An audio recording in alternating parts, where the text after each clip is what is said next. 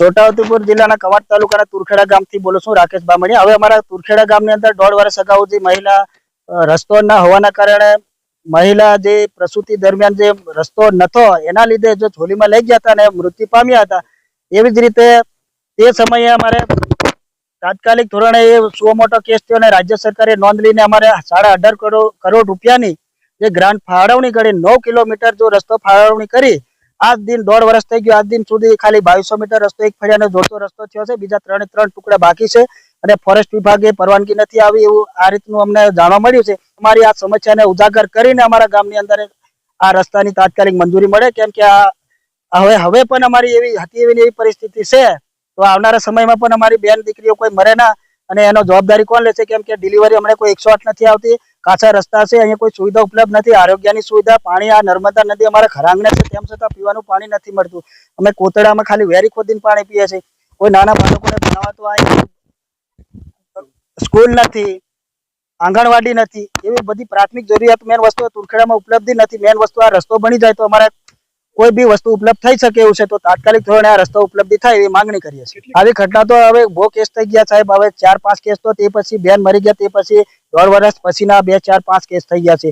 એક બેન બી મરી ગયા, બાળક મરી ગયું, પોતે બેન મરી ગયા, એવી તો હવે કેટલી રાહ જોવો છો સરકાર? એટલે આને તાત્કાલિક નોંધ લઈ અને રસ્તાની મંજૂરી આપી એવી માંગણી કરીએ છીએ।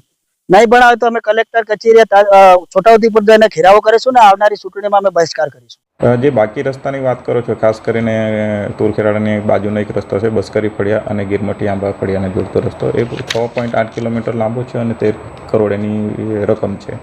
જે રસ્તો બીજા અન્ય રસ્તાઓ જે ખરા, જે તુરખેડાની આજુબાજુના રસ્તાઓ ખરા, એમની સાથે ફોરેસ્ટની જે મંજૂરી ખરી, તે જંગલ જમીન સામે બિન જંગલ જમીનની જે જંત્રીની ફાળવણી, જંત્રીની મંજૂરી લેવાની હોય, એ જંત્રીની મંજૂરી માટે રેવન્યુ વિભાગમાં આપણે ફાઇલ મોકલી છે, જેની મંજૂરી મળ્યાથી અત્રેથી પૈસા ભર્યાથી તેમજ અન્ય એક મંજૂરી લેવાની થાય કે સામાજિક વનીકરણની, એ પણ હાલમાં પ્રોસેસમાં છે। એટલે જે મંજૂરી મળ્યા બાદ જ આપણે કામગીરી કરી શકીશું।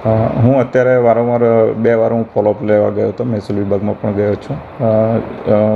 કહે છે કે જલ્દી ઝડપથી મંજૂરી મળી જાય તો ઝડપથી કામ ચાલુ થઈ જાય। હા, લોકોને મુશ્કેલી પડે એ બાબત અમને ખેદ છે, પરંતુ જે જંગલ જમીન જે ખરી એમાં અમે સ્વતંત્ર રીતે કામ કરી શકતા નથી। અમારી પણ થોડી મર્યાદા એવું હોય છે।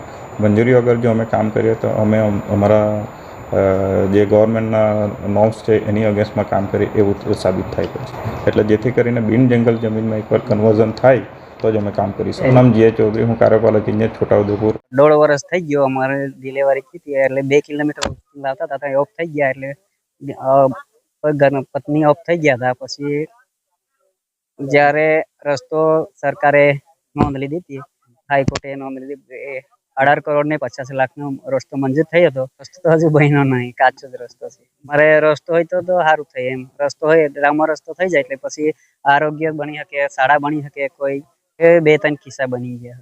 એક તો બાળકો મરી ગયો અને એની પત્નીઓ મરી ગઈ। અમારી માંગણી છે રસ્તો બને તો સારું। કિશન બિલ પાંચિયાભાઈ, તુરખેડા। આપણે પશુતાની પીડા પડતા બચારીને 108 આવી નથી એટલે ઓફ થઈ ગઈ, મટી ગઈ। તઈ આમ હડલા પુગાડતે ઓફ થઈ ગઈ, 108 ના કારણે ઓફ થઈ ગઈ।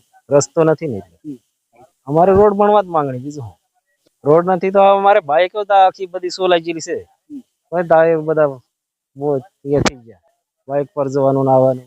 અમે કવાંટે લીજીએ તો કઈ બીમાર પડે તો કવાંટ में લીજીએ, સોમણી કરીને લીજીએ સાહેબ। શિક્ષણ માટે તો વેગળે મૂકવા જઈએ, મોગરા છે તથા વગુમાં છે, છોકરાના એ નિહાર નથી એટલે વગુમાં મૂકવા જઈએ, નટુરા।